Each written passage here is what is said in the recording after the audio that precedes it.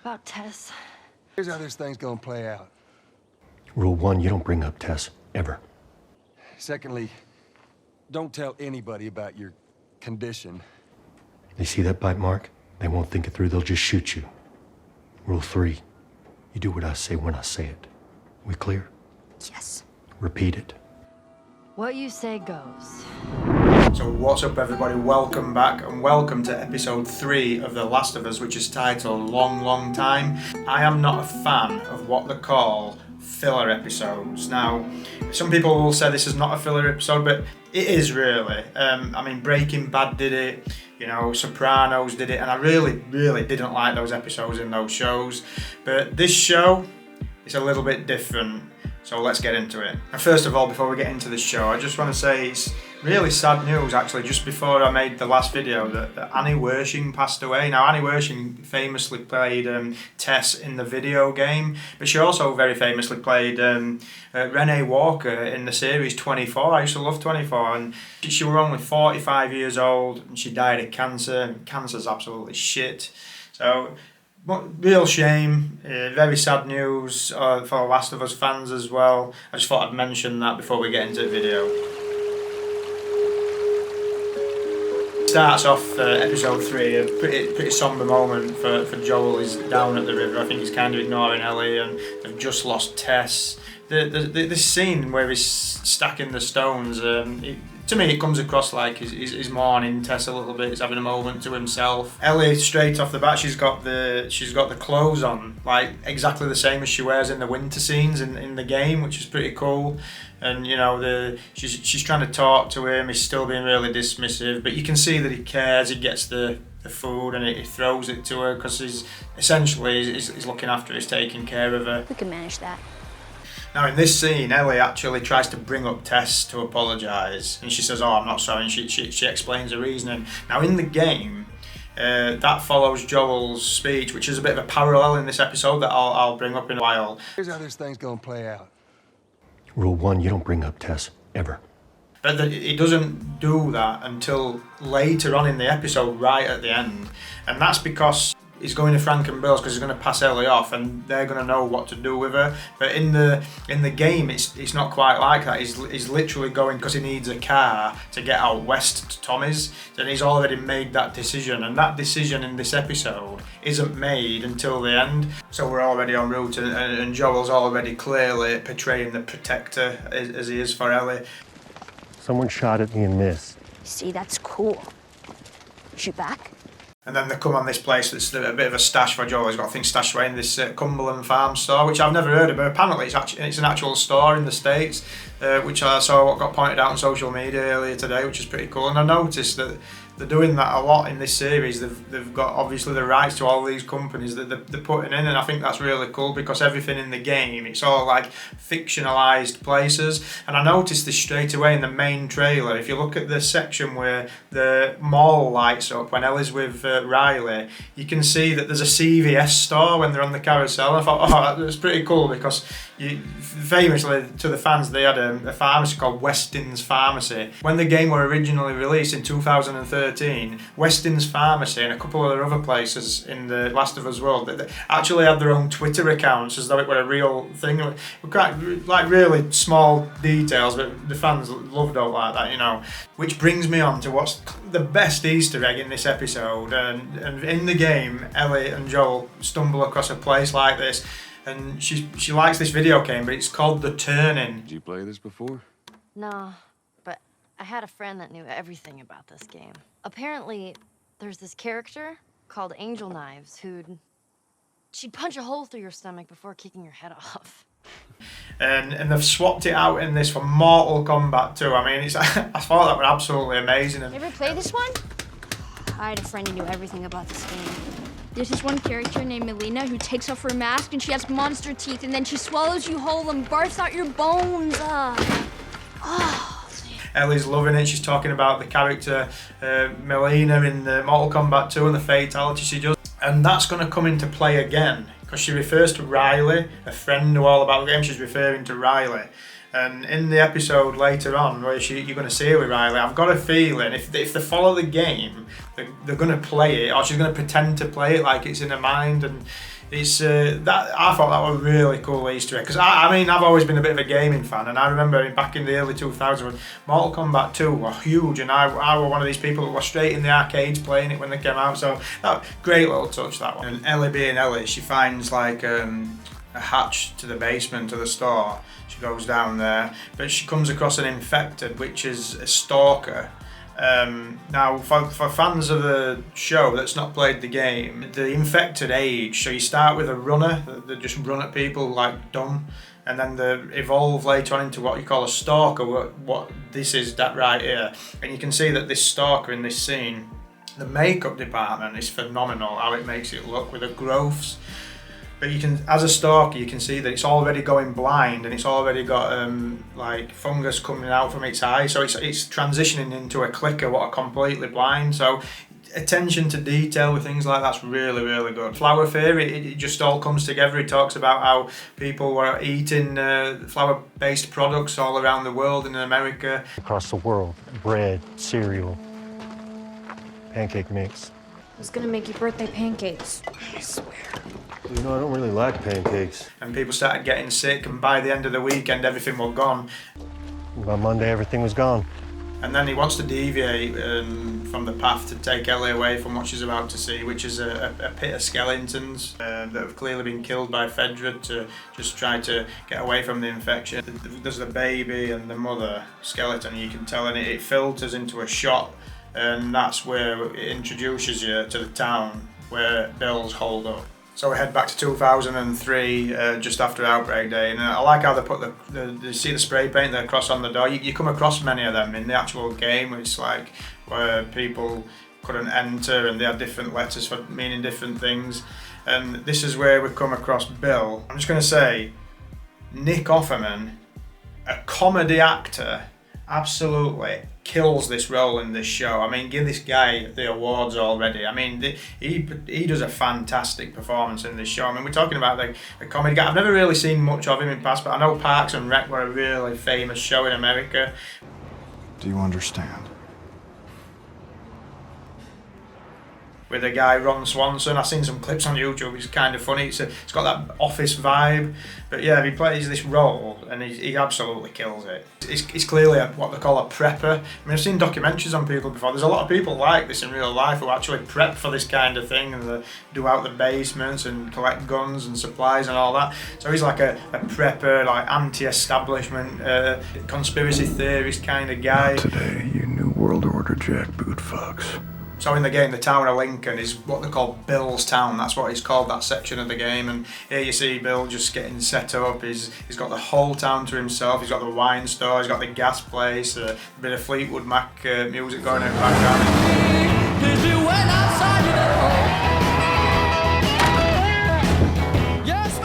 Like got an endless supply of everything he needs to do. He goes to like the Home Depot, as you call it. It's a bit like the B&Q in England, and just gets completely stocked up. And he's got a massive generator. Shout out to the generators in The Last of Us. There's always one that you've got to start up, usually when you're trying to get away from some infected. So going back to saying like this is a filler episode, I mean, a lot of people would probably disagree with that, but Bill's kind of a bit of a filler in the game, to be fair. I mean, there's only one purpose for Bill's character in the game, and that's for Joel and Ellie to get a car to head out west. Bill became like a really cool character in the game. He's not really in it for that long. I think they're doing a similar thing here with the TV show, and it's telling this whole story about Bill. So I'm just going to go back to tell you kind of what happens in a nutshell in the game with this. So a few spoilers, guys, I'll just warn you now. So in the game, you come across Bill and you get caught in a trap. Joel gets caught in a trap and you're hanging upside down, you're fighting off infected. In a nutshell, Bill's like a lonely character. He doesn't want friends. There's this line in the game where he says, you know, people are good for one thing, and that's getting you killed. Once upon a time, I had somebody that I cared about. A partner. Somebody I had to look after. And in this world, that sort of shit's good for one thing, getting you killed. And as you go through the game, you find some notes from Frank. Now, Frank, you don't meet Frank in the game. You only see Frank after he's died. And in the story of the game, Frank actually resented Bill, and he tried to get away from him. And in the process of getting away from Bill, Frank got bitten, and then he hung himself. He committed suicide, and you find that in the game. Joel asks Bill who Frank is, and Bill replies, he was my partner, that led people to believe that Bill were actually a gay man. What, you know this guy or something? Frank, Who the hell's Frank? he was my partner. He's got bites. Here. And And that's kind of in a nutshell, really. And there's a lot of really fun parts of that scene. You're fighting off infected, you fight off a bloater in a school, and there's some really fun moments with Bill and Ellie, where they're having like back and forths and little arguments, and it's like some really good comedy moments in game. What'd I say to you when we walked down the steps? What'd I say? I'm just fixing your stupid pile. Don't touch. Now, I knew this coming into this episode that this was the one episode in the series where they were going to really deviate from the story of the game. And that's why you can class it as like a filler episode. It doesn't really bear any relevance on the main plot of the story. 4 years later, it comes across Frank. And so far, it's exactly what you'd expect in this story towards the game. All the time I'm thinking, is it going to follow the exact suit? They get tired of each other. So then Bill meets Frank, who naturally fell into one of Bill's traps like everybody else does. In the game, he's completely tricked out of the town. You've got to be careful of tripwires or you get blown up and all this stuff. So it's not dissimilar.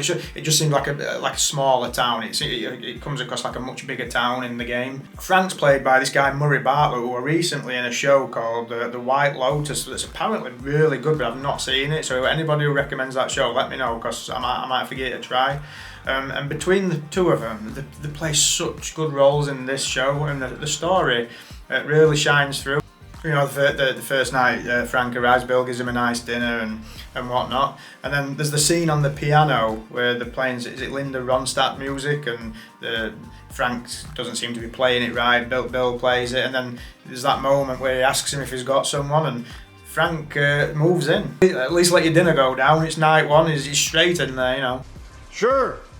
And then you see that obviously get involved in a romantic relationship, and then it goes to 4 years later, and straight away in this scene, the fighting, Give me a fucking break. Oh, I'm sorry, I forgot. having an argument. I'm thinking, right, now this is going to go the same way as the game.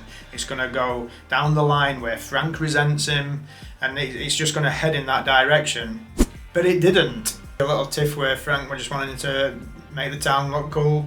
And then it just blooms into this really romantic relationship where essentially Bill's Frank's protector and he's taking care of him. It gives him a purpose to live, basically. In essence, it is a really good story. I like how they executed it, and in just a short TV episode where the characters haven't even been seen prior, to get that kind of reaction from its audience in such a short space of time, it's a credit to the team that made the show. It really is, because you know it had a big impact, and it worked really well. There's a really cool scene where they're sat with Joel and they're sat with Tess, and they talk about becoming trading partners and whatnot. It just shows that how long Joel's actually been with Tess all those years. There's the scene where they've got the strawberries, and he tells him he traded some strawberry seeds for one of his guns off Joel. And at that point, I think that's when the show took a turn, and it become like a really sad story when Bill's got emotional about getting older. And then it goes forward all those years, and you see that Frank's actually in a wheelchair. And according to like the HBO podcast, the hinting that Frank's condition in this section of the TV show is actually got MS. Or that's what they're hinting at anyway. So okay, when we're talking about deviating from the story now, I really liked what they did with this, and those guys, give them the awards. I thought that it was great. I thought it was so well put together. As soon as Bill gets the bottle and that you realise that he wants to die with Frank, I'm like, oh, no way. Enough to kill a horse. I'm old. I'm satisfied. I thought it was really sad, but at the same time, I was quite disappointed actually, because at that moment you realise that Bill's not going to meet Ellie in the TV show, and I thought that was just such a shame, because in the game it's got some of the most fun moments when they're having these little back and forths, you know, and I thought, well, we're not going to see that now. So I thought, as a fan of the game, I thought it was a little bit disappointing, if I'm honest. Who the fuck is this punk and what's she doing here? I am none of your goddamn business, and we're here because you owe Joel some favors. And you can start by taking these off. I owe Joel some favors. Is some kind of joke? Sure, Joel, go ahead. Take my card. Take all my food, too, while you're at it. By the looks of it, you could lose some of that food. Listen to me, you little shit. No, fuck you. You handcuffed me. I need you to shut up. But I'm not taking away from the story. They did a great job with it, to be fair. And deep into the episode, obviously, Joel and Ellie show up, and at that point, you know, Frank and Bill have gone. And there's a note, they're looking around the house, and Ellie finds the note. And for me personally, in this episode, I thought that note was the saddest part of the episode, but it also had the most funny moment in it as well. I'm guessing you found this, Joel, because anyone else would have been electrocuted or blown up by one of my traps. I mean, there were a few other funny moments in this episode. The fact that Ellie's constantly trying to get a gun from Joel on like 3 different occasions, and then she's like, oh, wow, this guy's a genius, and there's a wall full of guns and she's still trying to get one. Dude, No. there's a wall of them. But then when she does find the note, and also finds a gun, which is the same kind of gun that she gets given by Joel in the game. Now that's not how it happens, but it's going to come to a point with Joel in the game where she's going to use this gun, and he's going to wonder where she got it from. It's for emergencies only. Okay. He talks about Tess, and it just makes Joel feel so much more inadequate than he already was. And he's got like this big decision to make as he goes outside. And that's where you get to the point, at the same as a game, but before they get to Billstown, where Joel realises he's got to get to Tommy's now, and he's got to take Ellie. And then you get the lines where he's saying, right, we've got these rules. And that, for episode 3, is my favourite parallel to the game, even though it happened in a different point, but it's still essentially the same. Listen, about Tess. About Tess. If I'm taking you with me, there's some rules you gotta follow. You don't bring up Tess. Ever. Matter of fact, we can just keep our histories to ourselves. Secondly, don't tell anybody about your condition. They think you're crazy, they'll try to kill you. And lastly... Rule 3. You do what I say when I say it. We clear? Yes. Repeat it. Sure. Repeat it. What you say goes. What you say goes. And spoiler alert, when they get into the Chevy, it's has a little nod to some of the stuff that comes up in The Last of Us Part 2, and Ellie's like, you know, she was born in the QZ, she's never been in a car, Joel had to help put a seatbelt on, really cool moment, and she says, oh, it's like a spaceship inside now. The fans of the games will know that she's got a thing about space. It's like a spaceship.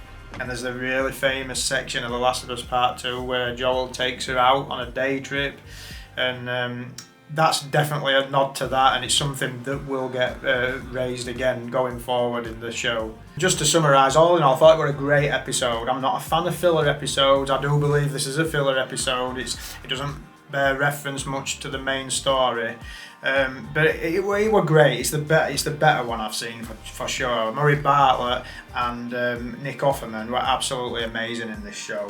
Credit to them too. Great side story. It did deviate away from the story of the game, because again, going back to the game version, they find a note from Frank, the suicide note, and it actually states on the note that he resented Bill and he couldn't wait to get away from him. So they took that, they scrapped it, and they just obviously a much more like heartwarming story.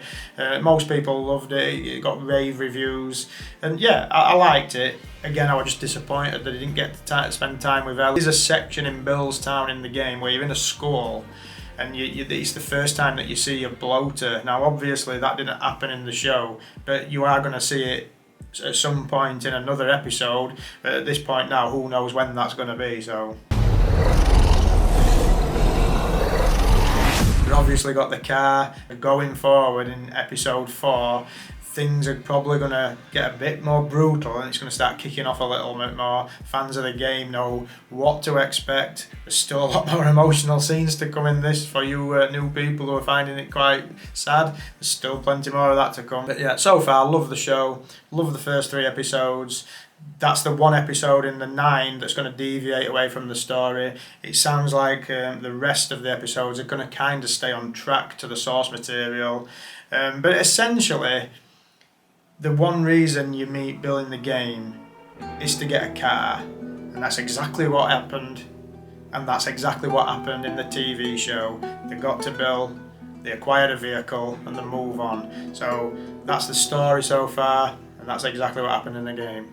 And then to see the episode out, Linda Ronstadt comes on to the camera panning out from the window, which is a really significant thing in the Last of Us games. It's the menu for the Last of Us Part 1, and it's at the end of Last of Us Part 2, it pans out of another window with a guitar, and that's like a big thing. And apparently they was gonna set the show up with a different window on every episode, that you had to press play to play the episode, but they scrapped that idea. But it were going to be set up so it looked like the game as you'd start, because you have to press a button to start the game. Anyway guys, I hope you enjoyed this. If you want me to keep making more of these, I'll keep making them. I'd like to cover all of the episodes of this. Again, it's not my usual content, you know, I'm more of a trip vlogger. I vlog my trips to Vegas and whatnot. Yeah, if you enjoy them, I'll keep dropping them. I'm even thinking about, before the end of the series, I might set myself up on Twitch, and I'm thinking about maybe streaming, playing both games back to back. It's just something I might just do in my spare time, you know, so if that does happen, I'll let you know. But anyway guys, with that being said, hope you're enjoying the video so far, and I shall see you in the next one. Take care.